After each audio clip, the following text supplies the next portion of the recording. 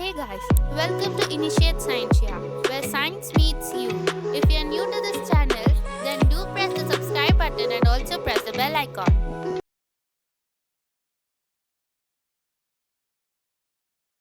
The philosophy of nonviolence or India's greatest contribution to the civilized world. Introduction. What is nonviolence? Ahimsa. Philosophy rooted in tapasya which appealed to Indian masses. Criticism of this philosophy. Essence of the philosophy. Conclusion. Non-violence or ahimsa, according to Mahatma Gandhi, is the crux of all noble attitudes of man towards himself, towards his fellow human being, towards life and its manifold problems, and finally towards God his master, for ends cannot justify the means, and that everything in politics must be fair and honest and based upon the noble principles of non-violence and non-injury. This was indeed a new philosophy, especially in politics, as till recently this concept was heard more in spiritual and religious contexts. The Hindu sages in the past expounded philosophic doctrines which are amply elaborated in the Upanishads. They laid emphasis on tapasya or penance as a way to achieving progress. Thus, as per this philosophy, all acquisition of knowledge or any achievement requires a restraint, self suffering, self torture, and self sacrifice. It was this concept of tapasya that was present thousands of years ago and is still present in the Indian side, which immediately appealed to all Indians.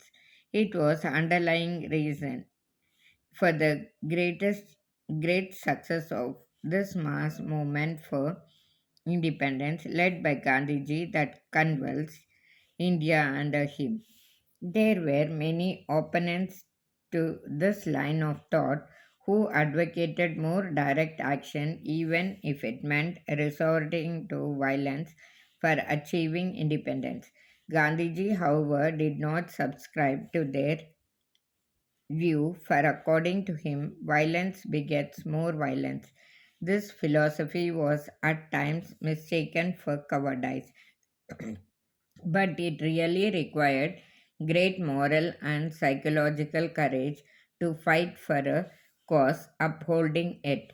So immense was its appeal, and so committed were his followers that the British were in mortal fear of this semi clad Mahatma. The essence of this philosophy was to win the hearts of the enemy by appealing to his natural instinct of truth and fair play. Gandhiji often said that we should hate the sin and not the sinner. Thus, we should not hate the British people but hate their crime of subjugating millions of people and depriving them of their fundamental right to freedom. This endeared him to the masses, and the struggle took the form of a mass movement leading to satyagraha and non cooperation.